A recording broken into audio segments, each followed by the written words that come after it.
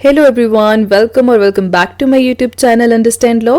आज हम स्टार्ट कर रहे हैं one of the most important heads of income, salaries. अगर आप लॉ स्टूडेंट हैं या टैक्स सीखना चाहते हैं तो ये लेक्चर आपके लिए बेस है। आज हम सेक्शन 14 से लेकर सेक्शन 17 तक की बेसिक बिल्डिंग ब्लॉक्स कवर करेंगे, जिसमें सबसे पहले है हमारे पास classification and basis of charge, section 14 and section 15। सबसे पहले बात करते हैं सेक्शन 14 की। इनकम टैक्स एक्ट में 5 हेड्स ऑफ इनकम होते हैं, जिसमें सबसे पहले है सैलरीज, दूसरा है income from house property, next है profit and gains of business और प्रोफेशन, फोर्थ है कैपिटल गेन्स और फिफ्थ है इनकम फ्रॉम अदर सोर्सेज। अब यहाँ पे हम एक इम्पॉर्टेंट कंसेप्ट याद रखेंगे कि ये सारे हेड्स म्यूचुअली एक्सक्लूसिव होते हैं। इसका मतलब ये है कि अगर कोई इनकम सैलरी में आ गई तो वो किसी और हेड में नहीं जा सकती। और यहीं इसके लिए एक इम्पॉर्टेंट अगर केस लॉ हम देखें तो है United commercial bank limited versus CIT, 1957 का केस है। इसमें सुप्रीम कोर्ट ने कहा था, क्लियर किया था कि स्पेसिफिक हेड हमेशा जनरल हेड के ऊपर प्रिवेल करता है, और इस कंसेप्ट को भी हम याद रखेंगे। अब आते हैं section 15 which is basis of charge पर। यह बताता है कि सैलरी पर टैक्स कब लगता है और इसकी 3 कंडीशंस दी हैं। पहला है ड्यू बेसिस। अगर सैलरी ड्यू हो गई है, भले ही मिली हो या ना मिली हो, तो टैक्स लगेगा। दूसरा रिसिप्ट बेसिस। अगर एडवांस में सैलरी मिल गई है तो वो उसी साल टैक्सेबल होगी। और तीसरा है अरियर्स, यानी कि अगर पुरानी कोई सैलरी अब मिल रही है जिस पे पहले टैक्स नहीं लगा था तो वो अब चार्ज होगी।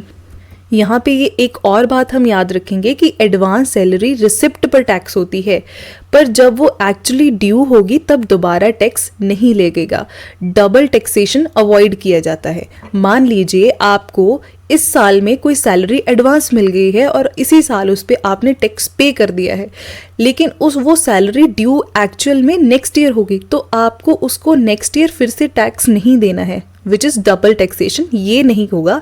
जब आपको एडवांस सैलरी मिल रही है तभी उस पर अगर टैक्स लग जाता है, तो जब वो सैलरी ड्यू हो रही है तब उस पर टैक्स नहीं लगेगा।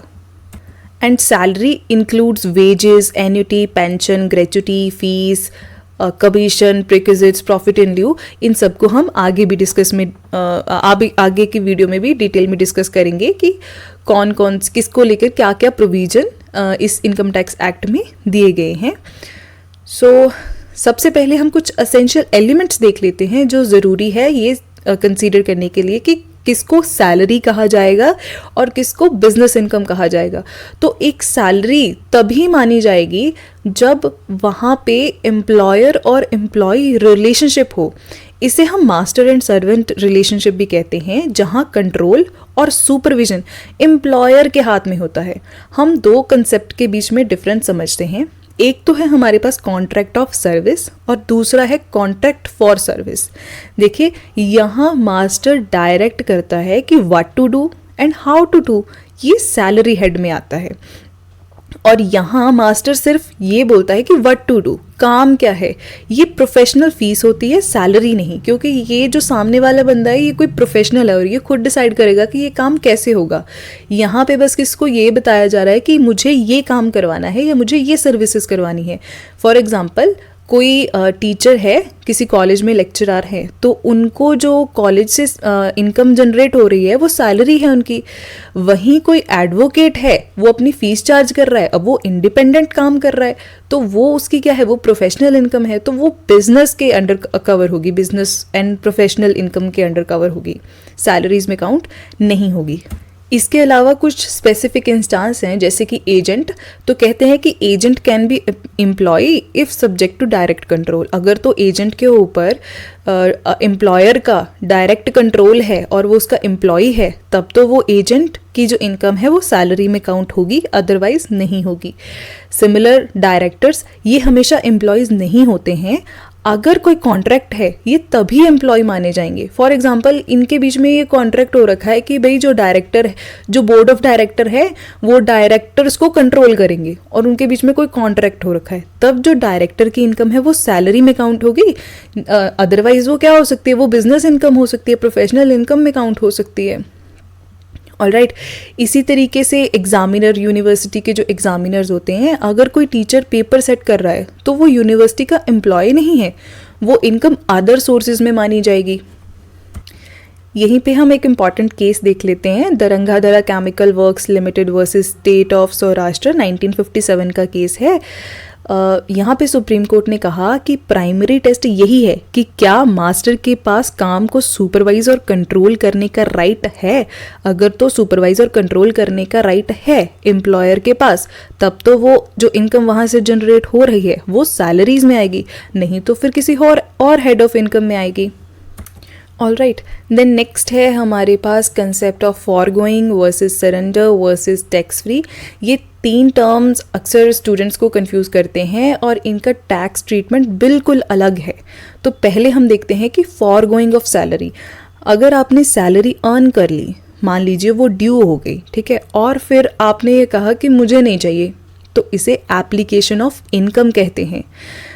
और गवर्नमेंट, आपने तो बोल दिया कि मुझे सैलरी नहीं चाहिए, लेकिन गवर्नमेंट आपसे ये कहेगी आपने पैसे छोड़ दिए पर हम टैक्स नहीं छोड़ेंगे, क्योंकि ये जो आपको सैलरी मिल रही है ये आपने अपनी मर्जी से छोड़ी है और ये एप्लीकेशन ऑफ इनकम में आता है, ना कि डाइवर्जन ऑफ इनकम में। एप्लीकेशन ऑफ इनकम और डाइवर्जन ऑफ इनकम का कंसेप्ट हमने पहले पढ़ लिया है, लेकिन इसको हम अभी शॉर्ट में डिस्कस कर लेते हैं। एप्लीकेशन ऑफ इनकम में क्या होता है कि जो असेसी है उसके पास इनकम या मनी कह लेते हैं, मनी आ रहा होता है और वो उसी के कंट्रोल में होता है, उसके फुल कंट्रोल में है कि अगर फिर वो बाद में किसी को वॉलंटरली दे दे तब भी उस पर टैक्स लगता है, क्योंकि उसके ऊपर कोई लीगल ऑब्लिगेशन नहीं है कि वो किसी और को दे, वो अपनी मर्जी से दे रहा है।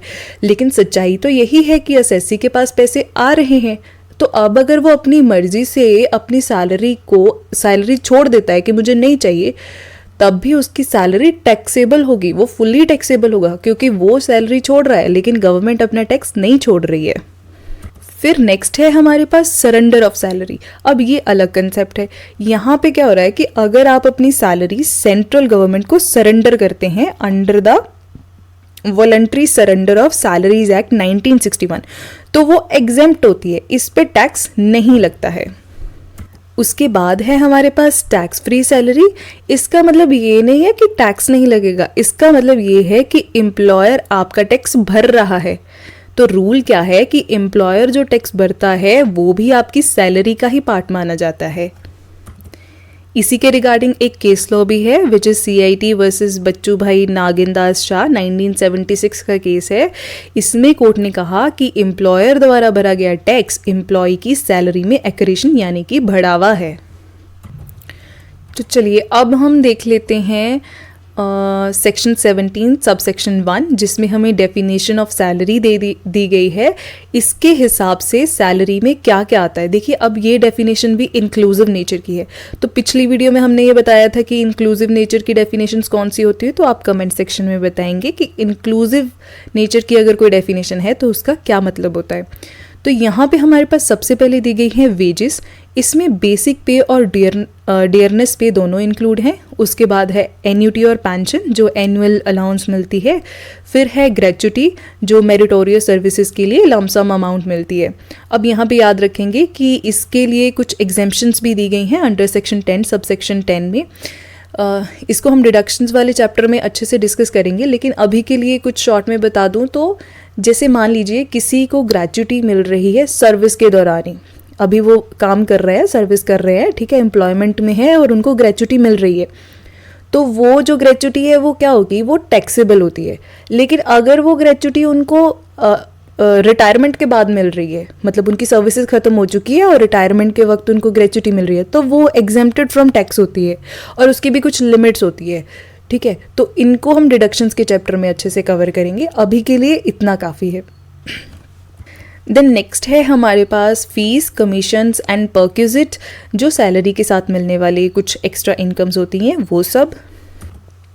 अब यहाँ पे एक और केस लो है हमारे पास, Gestetner duplicator private limited versus CIT 1979 का केस है। इसमें ये बोला गया था कि अगर कमीशन सेल्स टर्नओवर का फिक्स्ड परसेंटेज है तो वो सैलरी का पार्ट माना जाएगा। नेक्स्ट है हमारे पास advance of salary which is taxable on receipt section 15 के अकॉर्डिंग। उसके बाद है हमारे पास लीव एंचेजमेंट। अगर तो ये सर्विस के दौरान मिल रही है हमें लीव एंचेजमेंट तब तो ये टैक्सेबल होती है।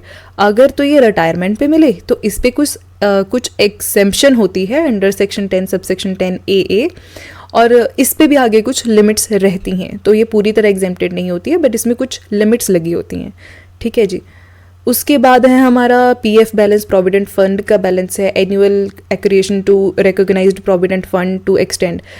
ठीक है, अगर तो रिकॉग्नाइज्ड प्रोविडेंट फंड में कोई पैसे जा रहे हैं और वो लिमिट के अंडर है कि कोई लिमिट डिसाइड करी गई है उसके अंडर आ रहे हैं तब तो वो एग्जेम्प्टेड होंगे। अगर जो उससे एक्सीड करते हैं तो वो सैलरी में इंक्लूड करे जाते हैं और फिर वो टैक्सेबल होते हैं। जैसे कुछ भी लिमिट्स हो सकती है, जैसे यहाँ पे है एम्प्लॉयर कंट्रीब्यूशन 12% ऑफ सैलरी, ठीक है, या फिर इंटरेस्ट 9.5%, या फिर कहीं ऐसा होता है कि 7.5 लाख तक के अगर वो प्रोविडेंट फंड के लिए दे रहे हैं तब तो एग्जेम्प्टेड है, अगर उससे ऊपर दे रहे हैं तो वो सैलरी में इंक्लूड होगा और फिर उस पर टैक्स लगेगा। इसी तरीके से ट्रांसफर्ड बैलेंस है amount transferred for unrecognised provident fund. जो अनरिकॉग्नाइज्ड प्रोविडेंट फंड के लिए पैसे जा रहे हैं तो वो तो सैलरी में इंक्लूड होंगे। फिर उसके बाद है central government pension contributed by central government employer to the pension account, ये भी सैलरीज में इंक्लूड होती है। नेक्स्ट आता है हमारे पास perquisites which is given under section 17 sub section 2। Perquisites का मतलब है कोई बेनिफिट या कोई एमनिटी जो एम्प्लॉय को ऑफिस की तरफ से मिलता है। ठीक है, इसका असेंशियल टेस्ट यही होता है कि ये एम्प्लॉय का पर्सनल एडवांटेज होना चाहिए फर्स्ट। सेकंड, ये किसी कैश या काइंड के फॉर्म में भी हो सकती है या फिर किसी कॉन्ट्रेक्चुअल और वॉलंटरी फॉर्म में भी हो सकती है। ठीक है जी। अब इसके रिगार्डिंग एक इम्पॉर्टेंट केस लो जो हमें याद रखना है, ये है CIT वर्सेस LW रसल। इसमें क्या था कि benefit must be vested, contingent benefit नहीं होना चाहिए। देखिए परक्विजिट्स जो है वो सैलरीज में काउंट होते हैं और फिर वो टैक्सेबल भी होते हैं।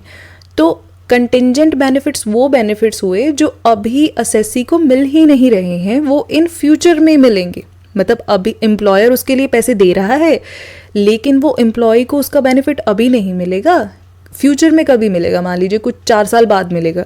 तो जब बेनिफिट ही 4 साल बाद मिल रहा है तो उसको परक्विजिट्स में या सैलरी में इंक्लूड नहीं होना चाहिए। तो यही इस केस में हेल्ड हुआ था और ये कहा था केस ने कि बेनिफिट जो मस्ट बी वेस्टेड, जो असेसी के पास वेस्टेड हो रहे हैं सिर्फ उन्हीं को हम परक्विजिट में मानेंगे।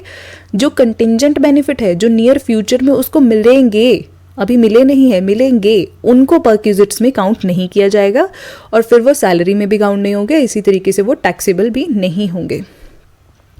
इसके अलावा नेक्स्ट है हमारे पास अकोमोडेशन परक्विजिट्स।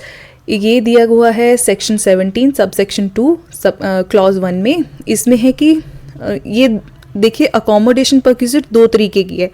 एक तो रेंट फ्री अकोमोडेशन होगी कि भाई एम्प्लॉयर ने घर दे दिया है, एम्प्लॉय उसमें रह रहा है और उसको कोई भी उसका रेंट नहीं देना है। दूसरा कंसेशन इन रेंट कि एम्प्लॉय रेंट तो दे रहा है लेकिन कम दे रहा है क्योंकि उसका कुछ रेंट जो है वो एम्प्लॉयर पे कर रहा है। ऑलराइट, तो ये दोनों तरीके की अकोमोडेशन परक्विजिट्स जो है ये पर्क्स में कैलकुलेट होती है। अब इनकी कैलकुलेशन का वैल्यूएशन का फॉर्मूला हम आगे देखते हैं। ये रहा वैल्यूएशन ऑफ अकोमोडेशन। यहाँ पे क्या होता है, 2 मेथड्स दिए हुए हैं। पहला तो अगर कोई गवर्नमेंट एम्प्लॉय है, ठीक है, जो सेंट्रल या स्टेट गवर्नमेंट किसी का भी एम्प्लॉय है, अगर उसको कोई रेंट फ्री अकोमोडेशन दी गई है, ठीक है, एज अ पर्क्स, ठीक है, उसको मिली है, तो उसकी वैल्यूएशन निकलती है वैल्यू या लाइसेंस फीस जो गवर्नमेंट के रूल्स ही डिसाइड करते हैं। ठीक है। दूसरा है प्रोसीजर दिया गया है नॉन गवर्नमेंट एम्प्लॉयज़ के लिए। इसके लिए भी आगे 2 कैटेगरीज है। पहली कैटेगरी वो जहाँ पे जो अकोमोडेशन है वो एम्प्लॉयर की अपनी है। मान लीजिए एम्प्लॉयर ने कुछ ऐसे फ्लैट्स खरीद रखे हैं और फिर वो अपने एम्प्लॉयज़ को देता है। अगर तो वो एम्प्लॉयर के हैं तब क्या फॉर्मूला है। दूसरा, जब वो लीज या हायर बाय एम्प्लॉयर, मतलब एम्प्लॉयर ने किराए पे लेके अपने एम्प्लॉय वहाँ पे रखे हुए हैं, तब उनको कैसे कैलकुलेट करेंगे। तो पहले फर्स्ट देख लेते हैं। अगर तो अकोमोडेशन एम्प्लॉयर की अपनी है और उसमें अपने एम्प्लॉयज़ को उसने रखा हुआ है तो उसकी वैल्यू कैसे कैलकुलेट करेंगे कि पर्क्स में कितनी वैल्यू ऐड होगी। तो अगर तो जहाँ पे वो अकोमोडेशन है उस एरिया की पॉपुलेशन 25 लाख से ज़्यादा है, तब तो 15% ऑफ सैलरी जो है वो अकोमोडेशन परक्विजिट्स में काउंट होगी। अगर पॉपुलेशन 10 to 25 लाख है तो 10% ऑफ सैलरी जो है वो अकोमोडेशन में काउंट होगी। अगर 10 लाख से कम पॉपुलेशन है तो 7.5% ऑफ सैलरी। ऑलराइट, वहीं अगर लीज पे है, हायर्ड बाय एम्प्लॉयर है, तब उसकी वैल्यू निकाली जाती है लोअर ऑफ करके कि भाई एक्चुअल लीज रेंट क्या है, या फिर 15% ऑफ सैलरी को लिया जाता है। इन दोनों में से जो भी कम होगा उसको लिया जाता है, ठीक है।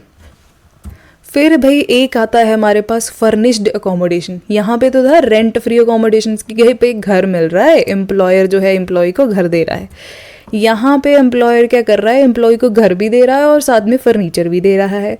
तो value of unfurnished rent free accommodation, तो इसकी वैल्यू कैसे काउंट करेंगे। तो पहले तो हम रेंट फ्री अकोमोडेशन जो वैल्यू हमने यहाँ पे निकाली, चाहे ये वाली या ये वाली, इनमें से कोई भी, मतलब खाली मकान की जो वैल्यू है पहले तो वो लिखी जाएगी, प्लस करा जाएगा उसमें 10% पर एनम के हिसाब से कॉस्ट ऑफ फर्नीचर। अगर तो वो फर्नीचर एम्प्लॉयर का अपना है तब तो 10% उसकी वैल्यू ऐड करी जाएगी। अगर वो एम्प्लॉयर ने भी किराए पे लिया हुआ है, किराए पे लेके फिर एम्प्लॉय को दिया है, तो जो भी एम्प्लॉयर उसके लिए पे कर रहा है, जो उसकी एक्चुअल हायर चार्जेस हैं वो ऐड करे जाएंगे। तो मतलब अगर तो सिंपल अकोमोडेशन है तो अकोमोडेशन का वैल्यू इस तरीके से निकाली जाती है इन फॉर्मूले से। अगर फर्निश्ड अकोमोडेशन है तो एक तो पहले अनफर्निश्ड की जो भी अमाउंट होगी वो लिखी जाएगी, प्लस फर्नीचर का कॉस्ट ऐड करा जाएगा। अगर फर्नीचर एम्प्लॉयर का है तो भाई 10% के हिसाब से, अगर एम्प्लॉयर ने भी कहीं से ले रखा है तो जो पैसा एम्प्लॉयर पे कर रहा है वो यहाँ पे लिखा जाएगा, और इस तरीके से फर्निश्ड अकोमोडेशन की वैल्यू जो है वो निकाली जाती है। ऑलराइट, अब नेक्स्ट है हमारे पास specified employees and other perquisites. अब यहाँ पे हम देख लेते हैं कि कुछ स्पेसिफाइड एम्प्लॉयज़ होते हैं और कुछ अदर परक्विजिट्स होते हैं, उनको कैसे कैलकुलेट करा जाता है एज अ सैलरी में। तो पहले तो स्पेसिफाइड एम्प्लॉयज़ देख लेते हैं, which is given under section 17 sub section 2 clause 3 में। इसमें क्या है कि कुछ बेनिफिट्स जो हैं वो सिर्फ स्पेसिफाइड एम्प्लॉयज़ के लिए ही टैक्सेबल होते हैं, सबके लिए टैक्सेबल नहीं होते हैं। कुछ बेनिफिट्स ऐसे होंगे जो सिर्फ इन्हीं के लिए, ये भाई वीआईपी बंदे हैं, मान लेते हैं हम स्पेसिफाइड एम्प्लॉयज़ है, ये वीआईपी लोग हैं, ये इन्हीं के लिए टैक्सेबल होते हैं, तो इन्हीं के काउंट होगा। अगर किसी और को मिल रहे हैं तो उन पे टैक्स नहीं लगता है, ठीक है। पहला तो हो गया हमारा डायरेक्टर ऑफ द कंपनी, ठीक है। दूसरा, कोई पर्सन जिसका सब्सटेंशियल इंटरेस्ट है कंपनी में, सब्सटेंशियल इंटरेस्ट होल्डर, मान लीजिए वो 20% वोटिंग पावर है या 20% शेयर से ज़्यादा है उसके पास, तो वो हो गए पर्सन विद सब्सटेंशियल इंटरेस्ट। उसके बाद है जिस एम्प्लॉयज़ की मॉनेटरी सैलरी जो है वो 50,000 से ज़्यादा है, ठीक है। तो ये जो पर्सन है, अगर इनको कोई स्पेसिफिक मतलब इनको कोई परक्विजिट्स मिलते हैं तो वो टैक्सेबल होंगे, सिर्फ इन्हीं के लिए होंगे, बाकियों के लिए नहीं होंगे। अब वो कौन से हो सकते हैं, जैसे कि यहाँ पे दिए गए हैं obligation met by the employer के नाम पे, कि payment by employer of an obligation which the employee would have paid. मतलब इसको पे करनी चाहिए थी, इन बंदों को भाई साहब पे करनी चाहिए थी, लेकिन पे कर रहा है एम्प्लॉयर, तो ये इनके पर्क्स में काउंट होगा डेफिनेटली, क्योंकि बेनिफिट इनको मिल रहा है ना। जैसे कि फ्री की गैस दे दी भाई उनको, इलेक्ट्रिसिटी बिल दे दिए उनके, इनकम टैक्स दे दिया उनका, या क्लब बिलिंग दे दिया, या कोई और एंटरटेनमेंट के कोई कुछ भी दे दिया, तो वो सब इनके पर्क्स में काउंट होगा और सैलरी में काउंट होगा, और फिर वो टैक्सेबल होगा। बाकी सबके लिए टैक्सेबल नहीं होगा, इन्हीं वीआईपी बंदों का टैक्सेबल होगा। और जो बाकी के पर्क्स होते हैं, परक्विजिट्स होते हैं, वो सभी के लिए टैक्सेबल होते हैं। फिर यहाँ पे दिया गया है कि भाई लाइफ इंश्योरेंस या एन्युटी में अगर एम्प्लॉयर पे कर रहा है तो वो भी उनके पर्क्स में काउंट होगा, विच इज़ वेरी ऑब्वियस। फिर है हमारे पास मेडिकल ट्रीटमेंट, मेडिकल पर्क्स जो होते हैं, मेडिकल ट्रीटमेंट के लिए जो पर्क्स दिए जाते हैं उनका क्या प्रोविज़न है। तो उनका प्रोविज़न दिया गया है सेक्शन 17 सब सेक्शन 2 में। देखिए, कुछ तो यहाँ पे टैक्स फ्री होते हैं, कुछ जो है उन पे कुछ टैक्स लगता है अगर वो लिमिट्स को एक्सीड करते हैं। टैक्स फ्री कौन से होते हैं, अगर ट्रीटमेंट एम्प्लॉयर के हॉस्पिटल में हो रहा है, भाई कोई किसी कंपनी में काम कर रहा है और उस कंपनी का अपना ही हॉस्पिटल है, तो वहाँ पे उसका इलाज हो रहा है, तो वो टैक्स फ्री होगा, ठीक है। वो परक्विजिट्स में काउंट नहीं करा जाता है। अगर गवर्नमेंट या किसी गवर्नमेंट आपके द्वारा अप्रूव किए गए हॉस्पिटल में उनका इलाज हो रहा है, या फिर उनको हेल्थ इंश्योरेंस प्रीमियम मिल रहा है, ठीक है, पेड जो एम्प्लॉयर ने पेड करा था, क्योंकि वो डिडक्शंस में आ जाता है ना एटीसी में, तो वो चीज़ें जो हैं वो एग्जेम्प्टेड होंगी, उनको पर्क्स में काउंट नहीं किया जाएगा और ना ही ये टैक्स में काउंट होते हैं। फिर है, अगर भाई ट्रीटमेंट आउटसाइड इंडिया, उनको ट्रीटमेंट के लिए विदेश भेजा जा रहा है, तो क्या होता है कि अगर तो एक्सपेंसेस मेडिकल या स्टे के हैं एग्जेम्प्ट होते हैं, ये एग्जेम्प्ट होते हैं लेकिन इनकी लिमिट होती है। अगर तो जो गवर्नमेंट ने लिमिट सेट करी है उससे ये एक्सीड कर गए, तब तो वो पर्क्स जो है वो सैलरी में इंक्लूड करे जाएंगे, अदरवाइज नहीं इंक्लूड करे जाएंगे। इसी तरीके से जो ट्रैवल एक्सपेंसेस होते हैं उनका भी सेम ही होता है कि अगर तो वो एग्जेम्प्टेड, वैसे तो वो एग्जेम्प्टेड है लेकिन उनकी कुछ लिमिट है, अगर तो वो उस लिमिट को क्रॉस कर गए तो भैया वो एग्जेम्प्टेड नहीं होंगे, उनको पर्क्स में और सैलरीज में ऐड करा जाएगा। नेक्स्ट है हमारे पास स्वेट इक्विटी। इसमें क्या होता है कि एम्प्लॉयर जो है वो एम्प्लॉय को या तो कुछ कम रेट्स पे या फ्री में क्या दे देते हैं, शेयर्स वगैरह दे देते हैं, तो वो भी वही टैक्सेबल होते हैं। और जो ये शेयर्स दिए जाते हैं चाहे फ्री में या कंसेशनल प्राइस पे, इनको अगर इंक्लूड करना हो तो इनकी टैक्सेबल वैल्यू निकालने का ये फॉर्मूला होता है कि जो फेयर मार्केट वैल्यू है उसमें से माइनस किया जाता है amount paid by the employee को, और इस तरीके से माइनस करके उसकी टैक्सेबल वैल्यू निकल आती है कि भाई कितना टैक्स जो है वो एम्प्लॉय को देना पड़ेगा, ठीक है। उसके बाद है सुपर एन्युएशन फंड। यहाँ पे बेसिकली क्या है कि एम्प्लॉयर का कंट्रीब्यूशन देखा जाता है। अगर तो एम्प्लॉयर का कंट्रीब्यूशन जो है वो सेट लिमिट में आता है तब तो वो टैक्सेबल नहीं होगा, अगर वो एक्सीड कर गया तो भाई वो टैक्सेबल होगा, उसको पर्क्स में काउंट किया जाएगा, वो फिर वो सैलरी के अंडर आएगा, फिर वो सैलरी जो है वो हेड्स ऑफ इनकम में आएगी, वो टैक्सेबल हो जाएगा। ऑलराइट, अब आते हैं हम tax free perquisites and fringe benefits पे। देखिए, अब बात करते हैं उन बेनिफिट की जिन पर आपको एक भी पैसा टैक्स नहीं देना पड़ता है, इन्हें हम एग्जेम्प्ट प्रीक्विजिट्स कहते हैं, मतलब ये एग्जेम्प्टेड होते हैं। इसमें पहला आता है फूड एंड बेवरेज। जो ऑफिस आवर्स के दौरान अगर एम्प्लॉयर खाना दे रहा है तो नॉन ट्रांसफरेबल वाउचर दे रहा है, मतलब 50 रुपीज़ पर मील का, तो वो टैक्स से एग्जेम्प्टेड है। अगर कोई रिक्रिएशनल फैसिलिटी दे रही है, मतलब अगर फैसिलिटी पूरे ग्रुप ऑफ एम्प्लॉयज़ के लिए है तो वो टैक्स फ्री है। या कोई ट्रेनिंग एक्सपेंसेस हैं जो एम्प्लॉयज़ की स्किल्स अपडेट करने के लिए हैं, रिफ्रेशर कोर्सेज का खर्चा है, वो फुली एग्जेम्प्टेड है। इसके अलावा कुछ टेलीफोन या मोबाइल या ऑफिस या रेजिडेंस पर, दोनों पर कोई खर्चा एम्प्लॉयर ने उठाया हुआ है तो वो टैक्सेबल नहीं होता है। वहीं कुछ स्पेशल एग्जेम्पशंस होती हैं, जैसे कि हाई कोर्ट और सुप्रीम कोर्ट के जजेस और पार्लियामेंट के ऑफिशियल्स को मिलने वाली ऑफिशियल रेजिडेंस, वो फुली एग्जेम्प्टेड होती हैं। फिर है कन्वेंस, जो कि मतलब घर से ऑफिस और ऑफिस से घर आने का कन्वेंस फैसिलिटी, वो भी टैक्स फ्री होती है। और यहाँ पे हम एक और इम्पॉर्टेंट बात याद रखेंगे कि tax on non monetary perquisite paid by employer is exempted in hand of employee. जिन पर्क्स पे एम्प्लॉयर ने टैक्स पे कर दिया है, जब वो पर्क्स एम्प्लॉयज़ को मिलते हैं तो उसको उन पे दोबारा टैक्स नहीं देना होता है, और ये इस सेक्शन में बात की गई है। ऑलराइट, नेक्स्ट है जी हमारे पास profit in lieu of salary, जो दी गई है सेक्शन 17 सब सेक्शन 3 में। मतलब कभी कभी एम्प्लॉयर से मिलने वाला पैसा डायरेक्ट सैलरी नहीं लगता, पर लॉ उसे profit in lieu of salary ही मानता है कि भाई ये सैलरी ही है, लॉ इसको profit in lieu of salary मानेगा। उसमें क्या क्या इंक्लूड होता है? सबसे पहले कंपनसेशन, जो एम्प्लॉयमेंट टर्मिनेट होने पर या टर्म्स बदलने पर जो कंपनसेशन मिलता है वो चीज़। दूसरा है अनरिकॉग्नाइज्ड प्रोविडेंट फंड, इस फंड से मिलने वाला वो पैसा जो एम्प्लॉयर का कॉन्ट्रीब्यूशन और इंटरेस्ट रिप्रेजेंट करता है।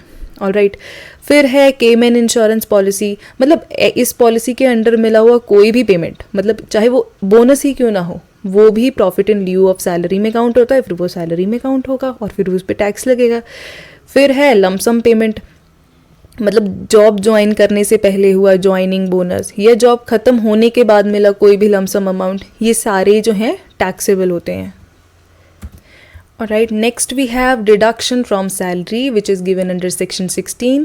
अब आते हैं सबसे रिलीफ वाले पार्ट पर which is deduction. Gross salary निकालने के बाद हम ये माइनस करते हैं, फिर ही टैक्स पे किया जाता है। इसमें सबसे पहले देख लेते हैं स्टैंडर्ड डिडक्शन जो दी गई है सेक्शन 16 सब सेक्शन 1 में। इन्हें ना ओमिट कर दिया गया था फाइनेंस एक्ट 2005 में, लेकिन अब इनको दोबारा री इंट्रोड्यूस कर दिया गया है। अभी यहाँ पे नहीं है, तो या तो हम पिन कमेंट में इसकी करेक्शन डाल देंगे या फिर किसी फ्यूचर में आने वाली वीडियो में इसको कवर करेंगे, लेकिन ये दोबारा ऐड हो गई थी। नेक्स्ट है एंटरटेनमेंट अलाउंस जो कि दी गई है सेक्शन 16 सब सेक्शन 2 में। ये डिडक्शन सिर्फ गवर्नमेंट एम्प्लॉयज़ को मिलती है। जो भी यहाँ पे लीस्ट होगा, जो इनमें से सबसे कम होगा, वो डिडक्ट कर दिया जाएगा। यहाँ पे दिया गया है ₹5000 या फिर 20% ऑफ बेसिक सैलरी या फिर एक्चुअल अमाउंट रिसीव्ड। मान लीजिए एक्चुअल अमाउंट जो रिसीव हुई है एंटरटेनमेंट अलाउंस के लिए वो 4000 है, ठीक है।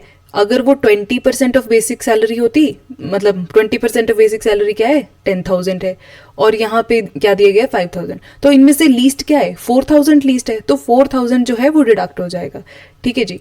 उसके बाद है नॉन गवर्नमेंट एम्प्लॉयज़, इनके लिए ये डिडक्टेबल नहीं होता है नॉन गवर्नमेंट एम्प्लॉयज़ के केस में। प्राइवेट एम्प्लॉयज़ के केस में जो एंटरटेनमेंट अलाउंस है वो नॉन डिडक्टेबल होते हैं, ठीक है। उसके बाद है प्रोफेशनल टैक्स जो कि दिया गया है सेक्शन 16 सब सेक्शन 3 में।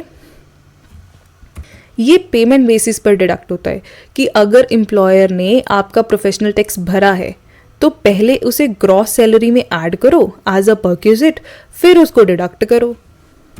ऑलराइट, नेक्स्ट है हमारे पास gratuity and leave encashment rules.